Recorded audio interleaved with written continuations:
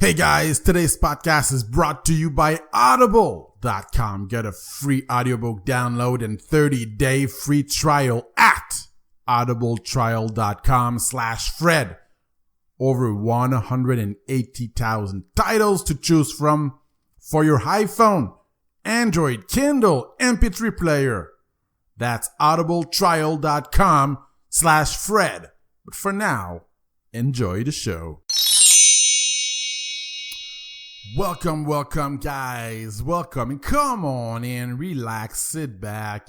And, hey, let me ask you four questions. Do you aspire to a creative life? Are you tired of working 9 to 5? Are you asking yourself, what is the point of it all? Or do you want to take your creativity to the next level? Welcome to the Creative Magic Unchained. This podcast is about unleashing your creativity. We talk to experts. We step into the unknown. It is an inspirational podcast. It is a magical podcast. It is an intuitive podcast as we chat with enigmatic, charismatic artists from around the world, around the globe. We speak with musicians, singers, radio hosts, business people, photographers, everything in between. I am Frederick Bai, and I am your host. I'm a partner. I'm an animal lover. I'm an artist. I'm a businessman. I'm a writer. I'm a friend. I'm everything under the sun. It's the snow is so high. I mean, the snow is like so. I don't know. It's sunny outside, but it's like very, very like there's so much snow. I reside up north. Okay, I reside up there in Canada. And it's like, ooh, you know, anyway, I know there's people from Florida and California listening to this and around the world, actually, South America and all that. So God bless you. This podcast is free every time you download it on iTunes or Stitcher. Please go over there. Subscribe. It is listener supported. So, if you feel that this thing can really help somebody, really, share it with a friend, really share it with a friend. Leave a review in iTunes. It really, really, really helps a brother out. And for more podcasts, free gifts, Q&A articles, subscribe at frederickbai.com. That's Frederick Bai, like bye-bye.com. On Twitter at ByFred, or on Facebook, simply type in my name, Frederick Bai. And also check out my YouTube channel for previous episodes. Oh yeah, today we're going to live our essence today. Why? Well, I'm going to tell you why. Because Alan Vaysberg's mission is to empower the growth of the modern individual. He does so by providing practical tools and inspiration, enabling them to become well-rounded people who understands their purpose, lives their essence, and continue to expand all areas of their life in a harmonious way. Hey, in this busy society, who doesn't need that? Who doesn't need, what Alan is just, describing? We all need balance. It's just crazy how, cell phones, everything, email. I'm always on my cell phone. I need to re-listen to this episode because I need balance. I'm always doing something, and I love doing something, by the way. I love what I'm doing. But it's true, we all need balance, and it's all about balance. So, all right, today you're gonna get fired up, and you're gonna come back to the source. You're gonna live your essence. So, without further ado, let's get to the conversation right after this. Quick thanks to RadioGuestList.com, where you can find people to interview for free. Thank you, guys. Thank you for your support. And for advertisement offers, you can reach me at info@frederickbai.com. That's info@frederickbai.com, and use the subject advertising. Hello. So we are here with Alan Vaysberg. That's right. That's how we pronounce your name, right? That is correct. You did very well. All right. He's a coach. He's a speaker. He's a writer. His company is Live Your Essence, which is all about empowering people to restore balance in their lives. How are you today? I'm doing very well. Thank you for having me on. Awesome. Hey, right before we dive into the subject of creativity, this is the Creative Magic Unchained. So give us an idea here of your background. I am from a galaxy far, far away. No, it's although I am from a country that no longer exists, so I guess we can use it that. I am an immigrant from the former Soviet Union. I came to the United States at the age of 14 with my parents, seeking a better life. And I bounced around trying to do what normal people do, which is get a real job and get a career, even though I wanted to be an actor, a writer, a professional tennis player. Instead, I went into IT, and I found a niche within IT that I enjoyed, and my entrepreneurial nature came to play. And I created and ran successful IT consulting firms for a while until 2012 or the ending of 2012, when I realized that I could no longer do that because I needed to do something with which I was truly aligned.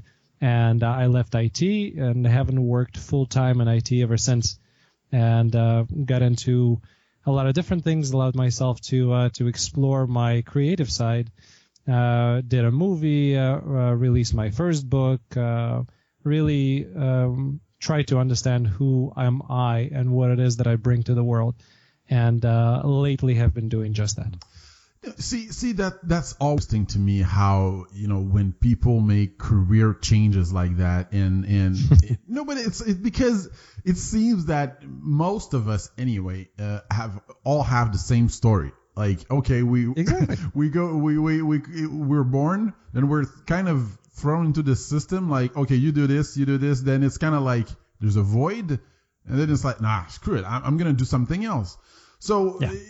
Just growing up, you said you in the Soviet Union, which is, I mean, tell me what impact do you see an impact it had on you, like today, if you look back? Do you see something in your character, in your mindset, in your whatever, that still affects you today, or you know what I mean? It's an interesting question. I would have to say a number of different elements. There I experienced discrimination, and that was one of the reasons why we came. So there is that part of me understanding that, some people may not be accepted because of their background, religion, what have you. And that made me a lot more conscientious of it and much more accepting of others who may be going through the same struggle. It was also my parents not having certain abilities and control over their own life. My mother wanted to be a doctor and she couldn't. My father wanted to do something else and he had to become an engineer. My brother wanted to be a dentist and he couldn't. All of these things are pushing me to be in a country where I can do whatever I choose to do. And it's a reminder that, hey, you have an opportunity to do it. There's nothing stopping you except for you. So it's a driving force which allowed me to do that. And again, coming to the country at the age of 14, my parents came here when they were 52. They came here so I could have a better life. So it's that immigrant mentality of I need to make something of myself. Otherwise, I will have the guilt of them sacrificing what they've sacrificed in order for me not to be able to do it. So it's all of these things put together. On the other hand, it's growing up and realizing that, I lived in one superpower, now I live in another superpower, and there is the beauty and the destruction of both, that people really, in reality, people themselves are not very different at all. And understanding that when you hear news of different parts of the world and you hear the rhetoric that's ongoing, you get it down to the people's perspective, and then you see that we really all are very similar.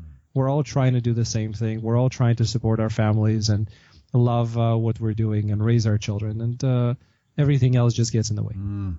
See that's very interesting, because I believe the same thing as you do. I'm half African, I'm half Canadian, and see, I'm speaking with a Soviet. You come from a Soviet Union, you live in America. We're all the same, and I speak to people all the time. Right. And so that's very interesting. Now, growing up, oftentimes the people like the older generation who came through, like, you know, like just say the depression, like the hard times.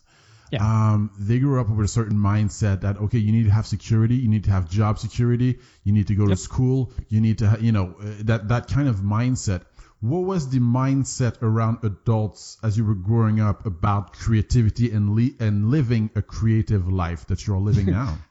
Yeah, there's the mindset is what you've mentioned before, which is again, my parents had me when they were 37, so I grew up with parents who spent their childhood in the war, World War II, and then dealt with a lot of hardships growing up in the Soviet Union and dealing within that structure, and then coming here and having to fight again at the age of 52 to actually make your life into something. So for them, security is a big thing.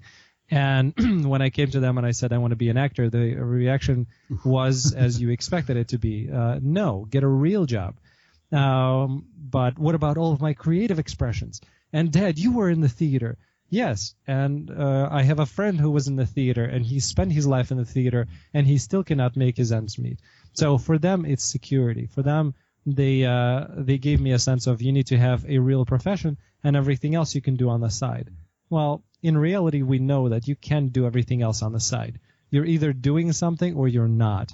And you can have a hobby, but you're never going to be not just proficient or an expert in it, but if your heart is not fully into it, regardless of what you're doing, you're not going to be successful or fulfilled by it.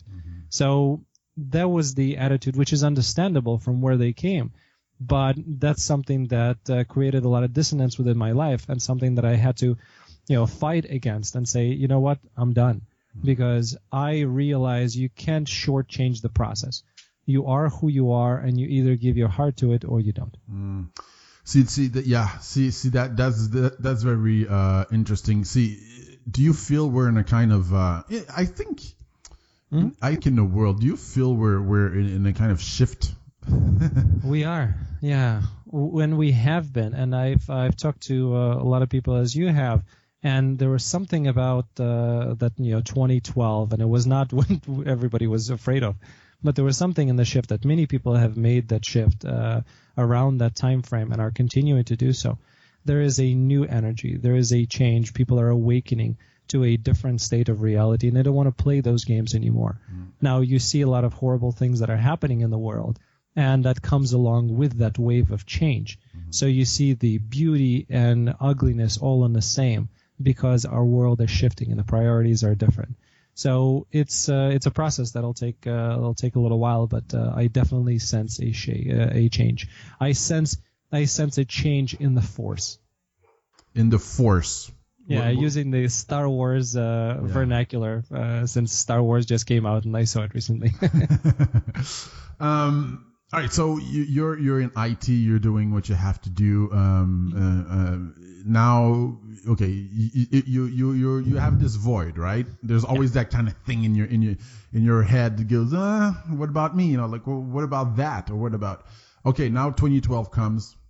Yeah. What's the breakthrough? What's the real? What makes you say, you know what? That's not my place. Yeah, I think it was the fact that when I had to introduce myself to people, because you usually, hi, my name is Alan. You shake a person's hand, they ask you what you're doing, and you have to tell them. And every time I notice, I'm very self-aware. So every time I would say what I do, there was a huge dissonance in the pit of my stomach. There was a voice that was screaming, saying, no, that's not who you are. That's what you do. And you are this and that and something else, and you're an actor, a writer, you're an author, a spiritual teacher, and you're not doing any of those things. And for a couple of years leading up to that point, I kept on hearing the voice in my head. Yes, I hear voices in my head. I heard the voice like in one of the classic baseball movies. Ray Kinsella, I heard the voice in his head, if you build it, he will come. I heard that type of voice in my head that says, you live your essence. And I knew what it meant. I knew that it meant that I was supposed to be living my purpose, aligning with my purpose, and I wasn't doing it. And it gotten to a point where I promised myself I will no longer introduce myself as somebody who I am not. And that was the pivotal point, because from that point I was shaking people's hands and I was introducing myself as an author or an actor, which brought up very interesting conversations because people were naturally asking, cool, what have you been into? And the answer is nothing, but I'm an actor. Really? Uh-huh. And what drugs are you on? Or, I'm an author. Really? What have you written? And nothing, but I am an author. But what have you published? I haven't published yet. And to me, it was that moment where, aside from the playfulness of the situation, it was such a freeing experience because I was acknowledging who I was. And that was the pivotal point. And in 2012, it was also a very interesting time when my business was at the height of its financial successes. At the same time, I understood that, being a part of the corporate structure, I have to change and adapt to be successful in that environment. And that would mean going farther away from who I truly am. And I was no longer interested in doing that, so I left.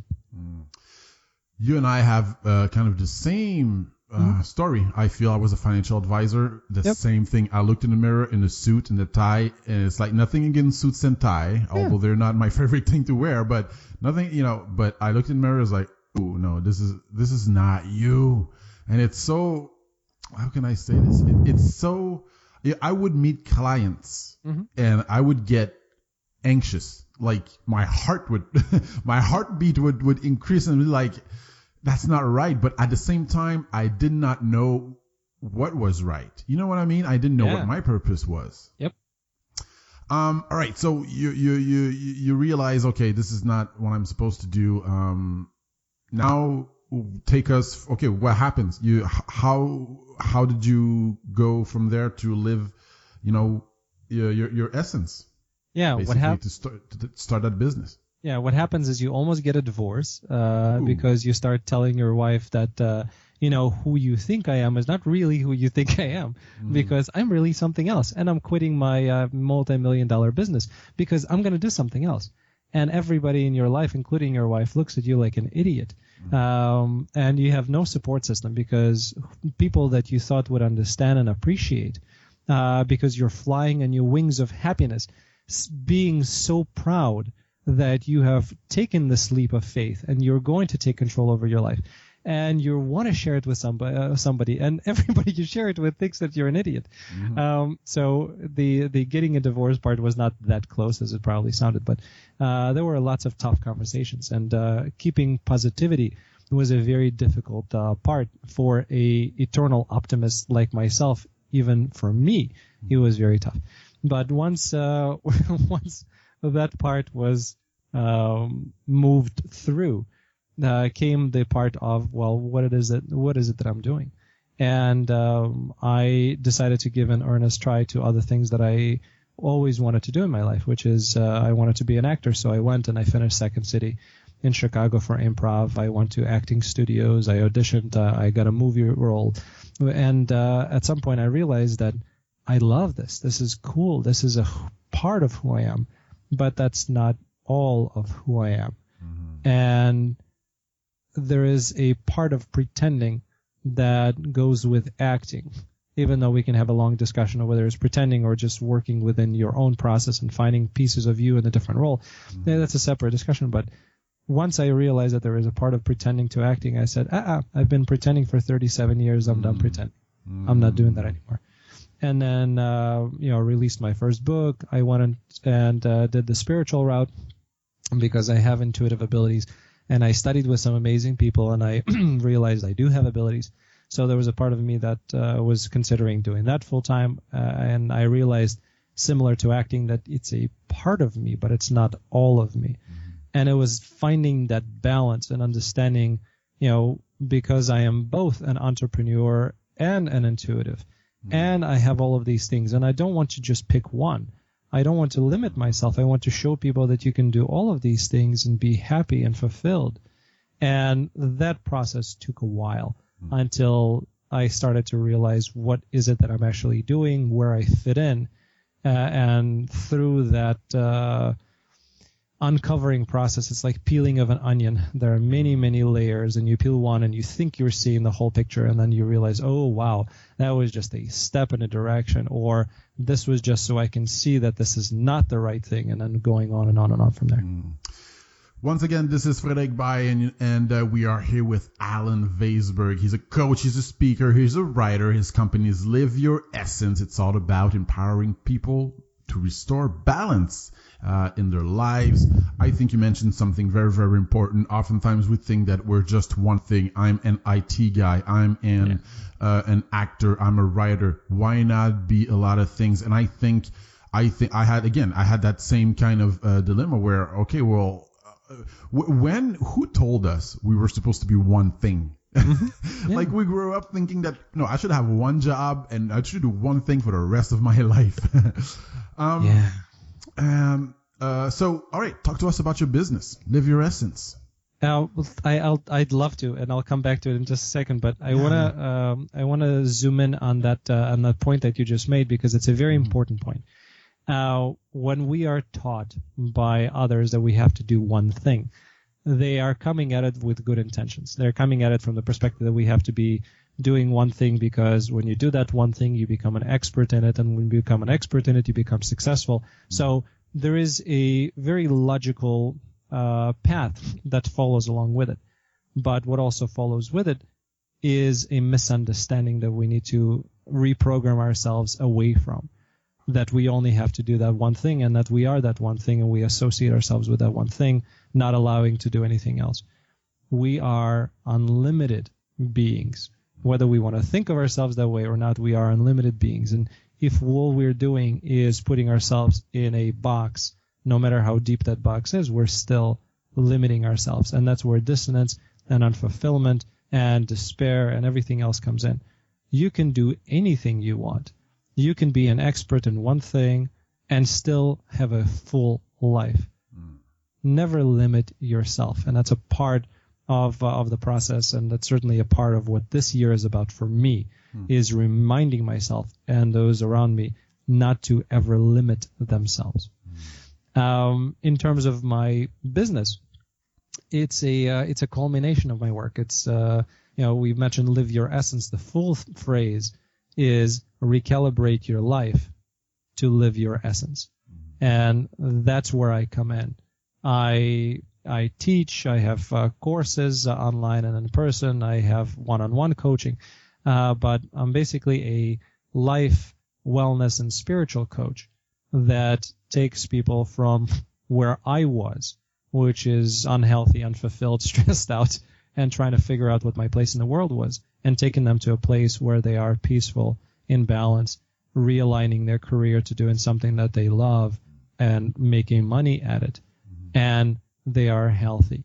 So I'm getting certifications as a certified health coach. I am going through the International Coaching Federation training to get my coaching certifications. I'm doing all of these things in order to increase my own knowledge and also to help people, because many people, when they seek help, they want to go to a doctor because the doctor has degrees. They want to go to a lawyer because they do. Same thing with coaches. So I am getting those certifications right now. That's a part of the business. So I am a health and wellness coach, and I have programs for that. I am a career coach, and I have programs for that. And I'm a spiritual coach, and I have programs for that. And the rest is up to the people of where they are in their lives and what help they need at a certain point. You mentioned earlier you were an intuitive expert, and I read that also in your bio.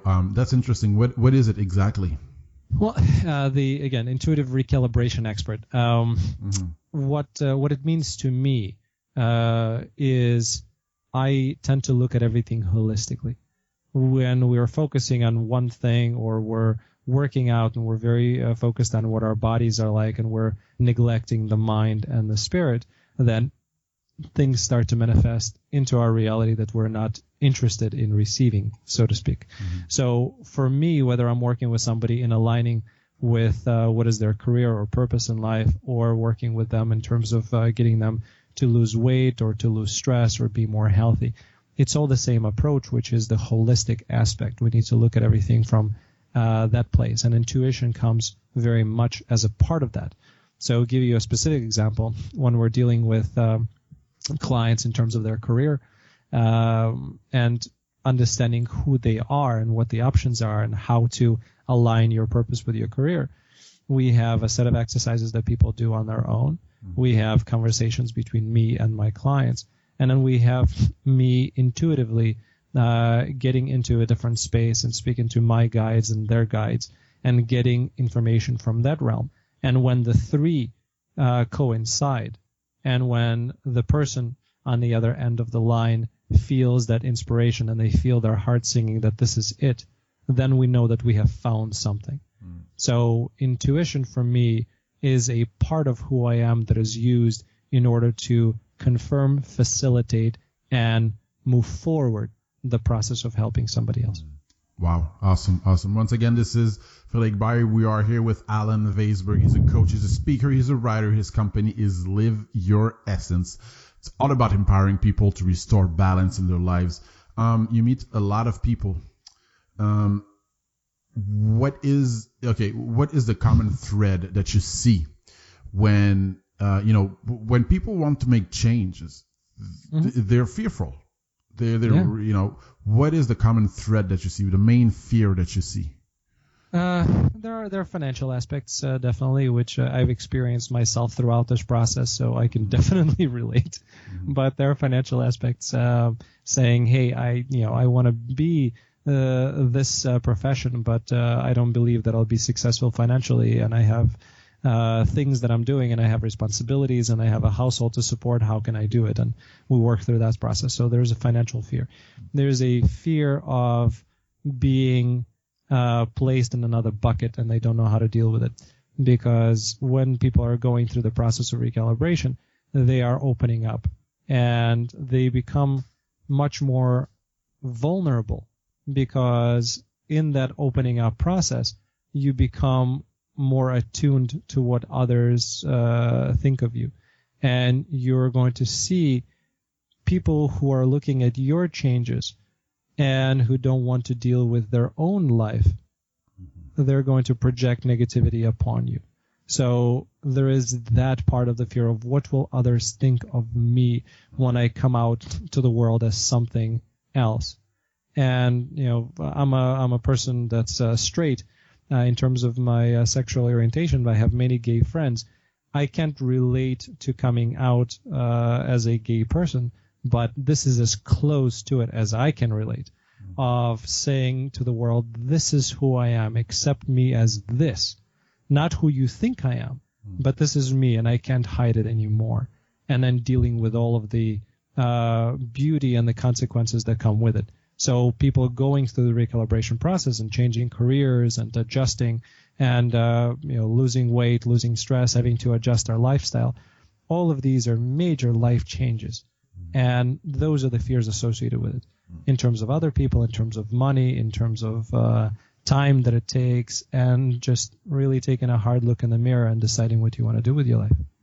All right, just before continuing this conversation, for you, Audible is offering a free audiobook download with a free 30-day trial to give you the opportunity to check out their service. I personally recommend the audiobook The Hobbit by J.R.R. Tolkien, or you can choose the audiobook of your choice for free by trying audible.com. To download your free audiobook today, go to audibletrial.com/Fred. Again, that's audibletrial.com/Fred. You will be entertained, and at the same time, you will help a brother out. So everybody wins.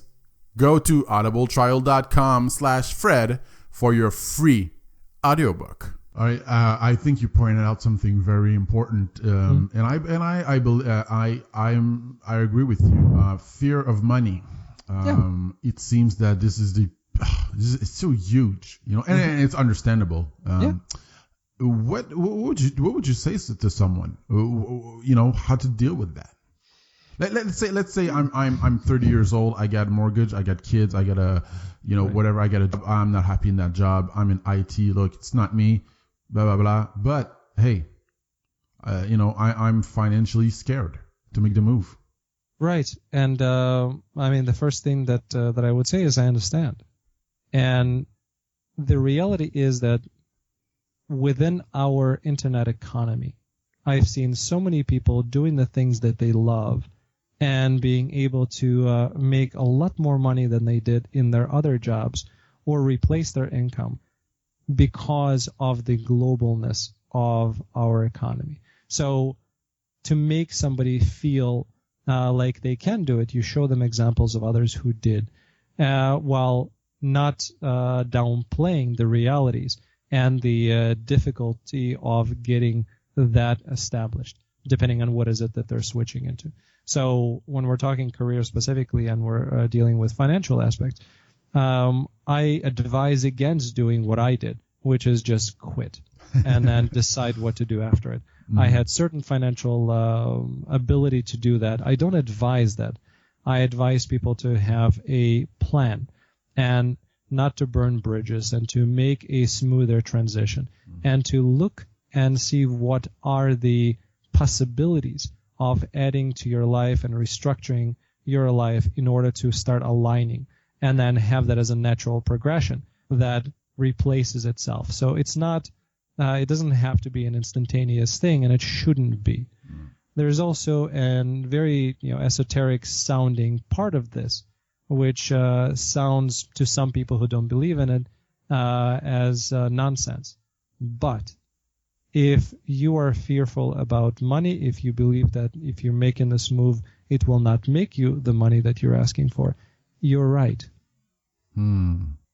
So it has to, the whole process also involves many of the changes from the behavioral and psychological perspective and energetic perspective.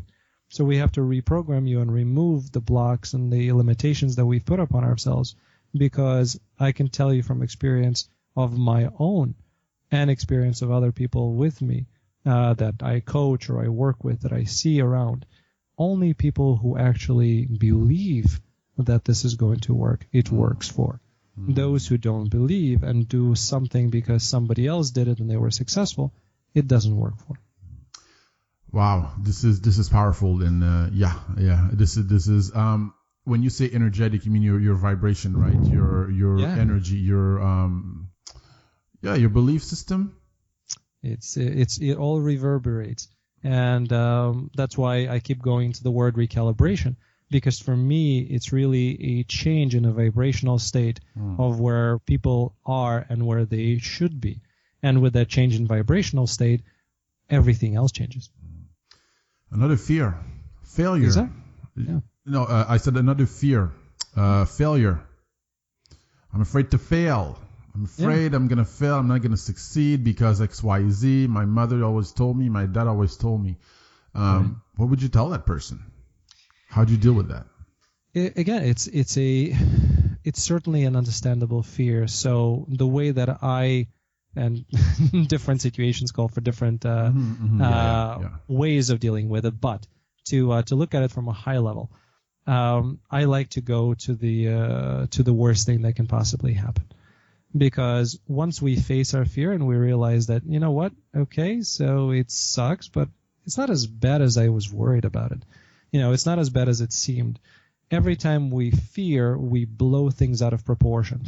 And then it starts to take control, and it starts morphing itself into these huge mountains that are unclimbable, where in reality, most things are not like that. So the fear of failure also then gets changed into the fear of what is the thing that can happen, and will I be able to deal with it? And what if it doesn't happen? Well, what if it kind of happens but not really?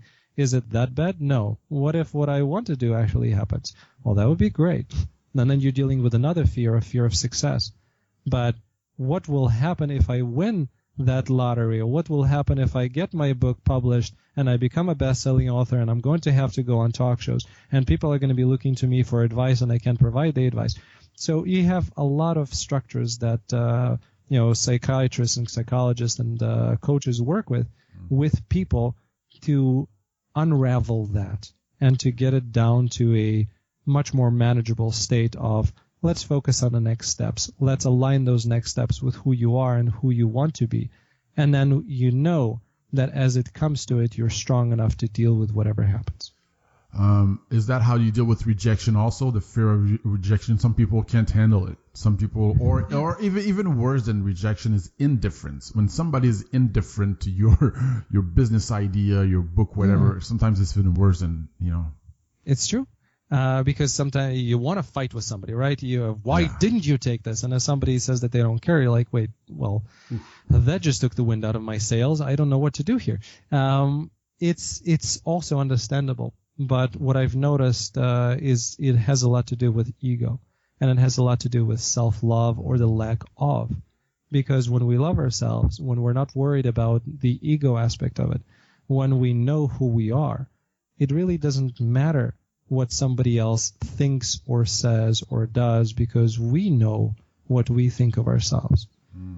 And when you're at that point, then your relationships improve, then all the fears of rejection disappear, because rejection is all about you not receiving the love that you're craving, love, acceptance, whatever.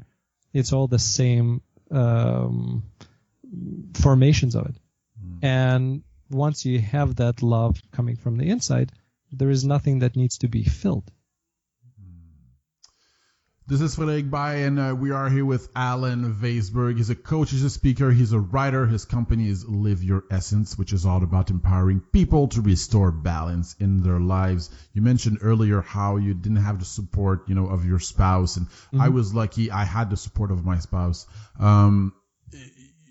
Again, to me, I believe in your spouse is the most influential person in your life, even especially as an adult, in my opinion. Now, yes, maybe but I agree with you for the just between us, I agree.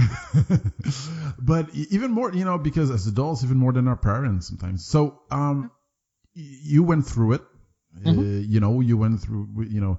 What would you advise somebody who is going through what you went through? Yeah, and let's. That's a touchy subject. Oh no! It's I'm an open book, so there are no touchy subjects with me. But let's clarify something. If I left it as an open for interpretation field, the initial conversations with my wife were difficult, but my wife has been the most supportive person in my life. So once those conversations passed, once she was able to understand where I'm coming from and what it is that I'm doing, and make sure that we still have the security in our family, that I didn't just lose my mind. It acted as a catalyst for my wife to look at her life and change it. And what she has done in the last year and a half is astounding, because she decided that she's not as crazy as this guy living with me, but he's pursuing his dreams. I can pursue mine in my way. And she is much better off for it. And she's thankful for that experience. So I agree with you that if you don't have a spouse who's supportive of you in anything, it could be a diet change, it could be an exercise program, it can be, large things in terms of relationships or, career change. It's anything. It's very, very difficult. So that process is the most difficult one of dealing with your loved ones as you're going through this change. For me, I was lucky that I came out the other end, and that my wife understood, and we were able to find an equilibrium. But it was not an easy moment. That's why my career change program is called Career 180, Successful Career Change Without Getting a Divorce in the Process. Interesting. What would you say to somebody who fears he or she is not creative?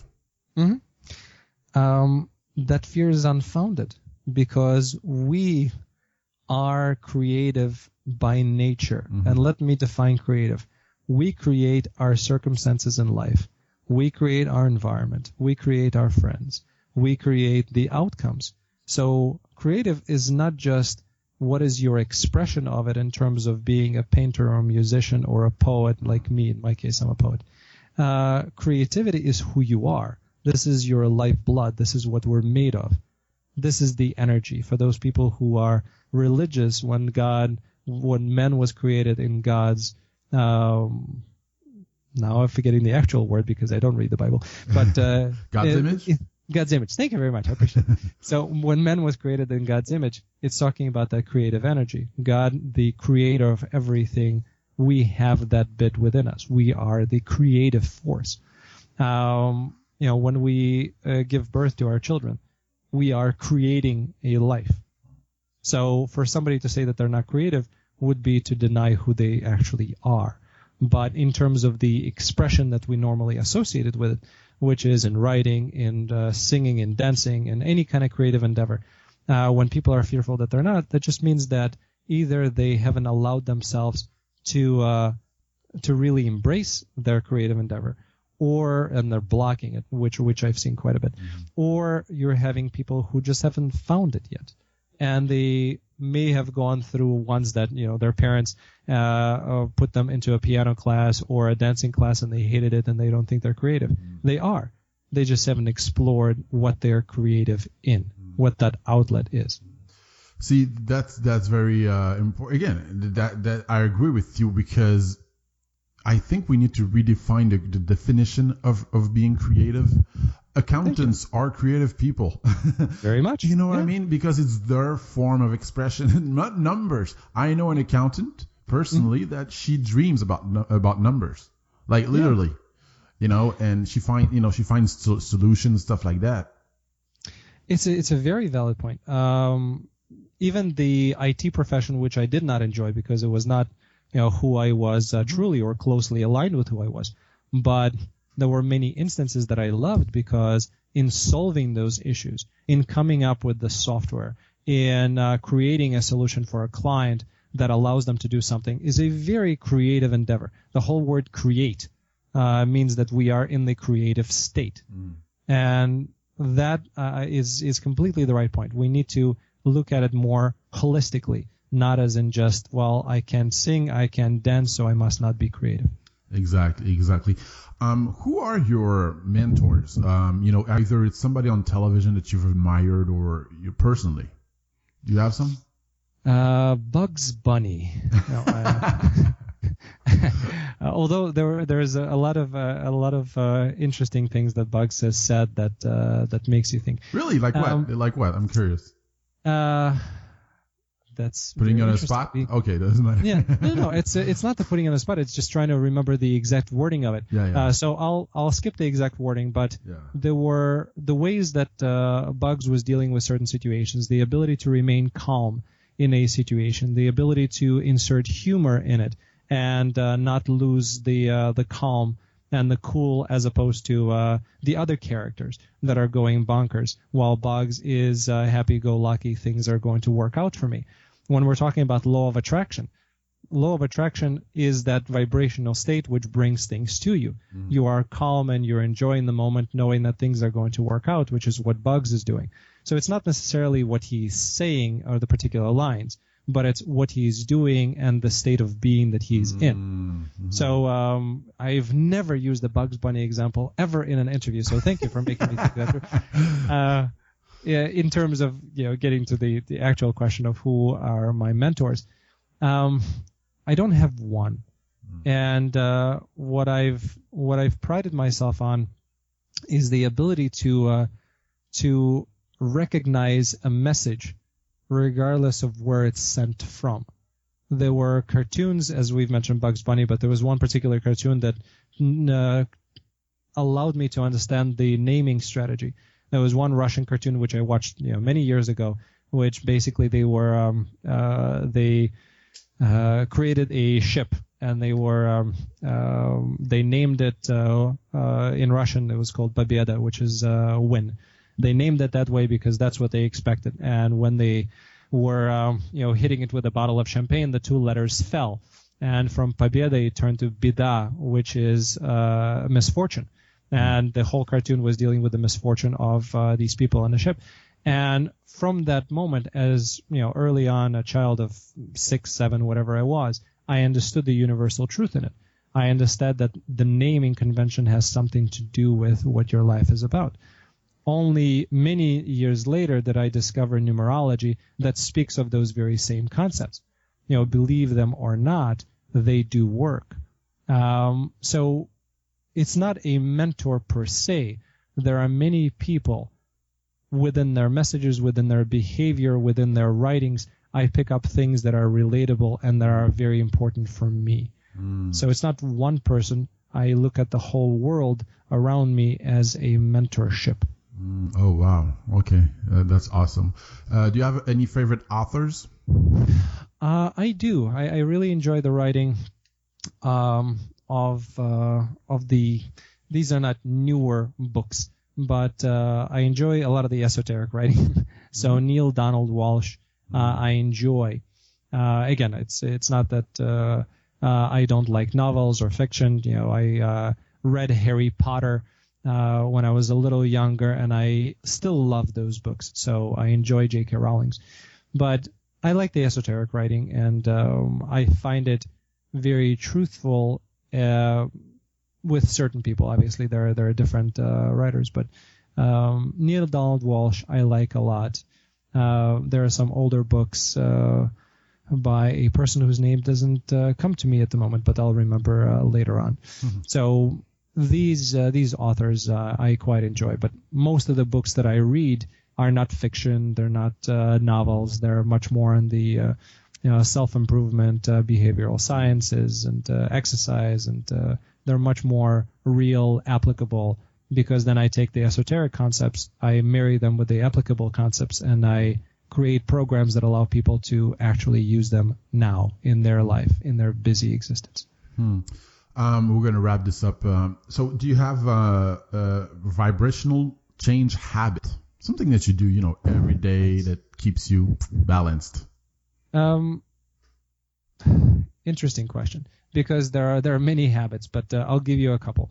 So the one thing that I do, because again, I may sound like I am oscillating at the highest frequency every day, the whole day, nothing but that frequency, which is not true. So when I get myself out of that frequency, I turn on the SPA channel on XM radio. On the what channel, sorry? SPA channel. Oh, okay. On XM satellite radio, there's a SPA channel. And you can find, SPA-related type music, which is very calming. It's peaceful in nature. A lot of it is nature sounds. And that restores my frequency, and that raises my frequency very high. If I really feel down, then I have to go for the big one, which is I go home, I turn on a musical, and then in 10-15 minutes I am as good as new, because musicals are my secret weapon to get myself back in a high vibration. Do you meditate? Do you I do. Do you? Yeah.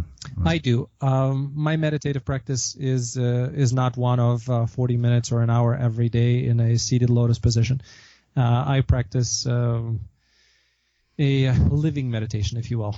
Basically, it's a process of self-awareness. It's a process of allowing myself to be in every moment. So it's a constant practice, which sometimes works, sometimes does not, but it's something that I'm striving for. Last question. If you were stuck on an island, with no one else, $500 in your pocket and a laptop, what would you do in the next 7 days? All right, so I have no one. I have a laptop and $500 in my pocket. You have an internet connection. I do have internet connection? Yeah. Excellent. So with the internet connection, I'd figure out where I am on the island and if there's some way of getting off of it. The $500 wouldn't help me in terms of cash because there's nobody else on the island. Good question. My analytical brain is turning on now.